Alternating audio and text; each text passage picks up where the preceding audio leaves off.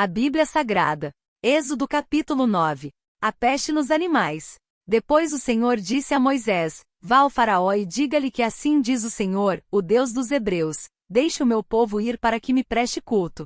Se você ainda não quiser deixá-lo ir e continuar a impedi-lo, saiba que a mão do Senhor trará uma praga terrível sobre os rebanhos do Faraó que estão nos campos, os cavalos, os jumentos, os camelôs, os bois e as ovelhas. Mas o Senhor fará distinção entre os rebanhos de Israel e os do Egito. Nenhum animal dos israelitas morrerá. O Senhor estabeleceu um prazo. Amanhã o Senhor fará o que prometeu nesta terra. No dia seguinte o Senhor o fez.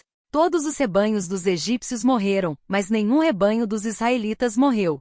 O faraó mandou verificar e constatou que nenhum animal dos israelitas havia morrido. Mesmo assim, seu coração continuou obstinado e não deixou o povo ir. A praga das chagas. Disse mais o Senhor a Moisés e a Arão: Tirem um punhado de cinza de uma fornalha, e Moisés a espalhará no ar, diante do faraó. Ela se tornará como um pó fino sobre toda a terra do Egito, e feridas purulentas surgirão nos homens e nos animais em todo o Egito. Eles tiraram cinza de uma fornalha e se puseram diante do faraó. Moisés a espalhou pelo ar, e feridas purulentas começaram a estourar nos homens e nos animais. Nem os magos podiam manter-se diante de Moisés, porque ficaram cobertos de feridas como os demais egípcios. Mas o Senhor endureceu o coração do faraó, e ele se recusou a atender Moisés e Arão, conforme o Senhor tinha dito a Moisés. A praga da saraiva. Disse o Senhor a Moisés: Levante-se logo cedo, apresente-se ao faraó e diga-lhe que assim diz o Senhor, o Deus dos Hebreus: Deixe o meu povo ir para que me preste culto. Caso contrário, mandarei desta vez todas as minhas pragas contra você, contra os seus conselheiros e contra o seu povo, para que você saiba que em toda a terra não há ninguém como eu, porque eu já poderia ter estendido a mão, ferindo você e o seu povo com uma praga que teria eliminado você da terra.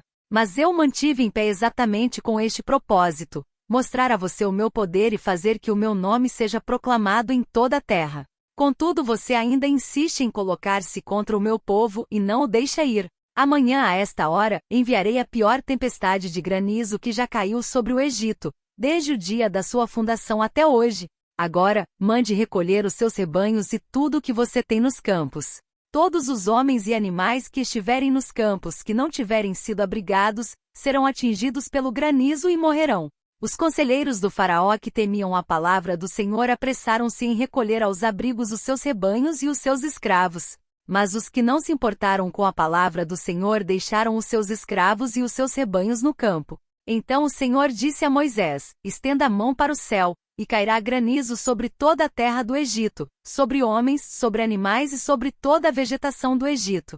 Quando Moisés estendeu a vara para o céu, o Senhor fez vir trovões e granizo, e raios caíam sobre a terra. Assim o Senhor fez chover granizo sobre a terra do Egito. Caiu granizo, e raios cortavam o céu em todas as direções. Nunca houve uma tempestade de granizo como aquela em todo o Egito, desde que este se tornou uma nação. Em todo o Egito o granizo atingiu tudo o que havia nos campos, tanto homens como animais, destruiu toda a vegetação, além de quebrar todas as árvores. Somente na terra de Gósen, onde estavam os israelitas, não caiu granizo. Então o faraó mandou chamar Moisés e Arão e disse-lhes: Desta vez eu pequei. O Senhor é justo, eu e o meu povo é que somos culpados. Orem ao Senhor. Os trovões de Deus e o granizo já são demais. Eu os deixarei ir, não precisam mais ficar aqui. Moisés respondeu: Assim que eu tiver saído da cidade, erguerei as mãos em oração ao Senhor. Os trovões cessarão e não cairá mais granizo, para que saibas que a terra pertence ao Senhor. Mas eu bem sei que tu e os teus conselheiros ainda não sabem o que é tremer diante do Senhor Deus. O linho e a cevada foram destruídos, pois a cevada já havia amadurecido e o linho estava em flor. Todavia, o trigo e o centeio nada sofreram, pois só amadurecem mais tarde. Assim Moisés deixou o faraó, saiu da cidade e ergueu as mãos ao Senhor. Os trovões e o granizo cessaram, e a chuva parou. Quando o faraó viu que a chuva, o granizo e os trovões haviam cessado, pecou novamente e obstinou-se em seu coração, ele e os seus conselheiros.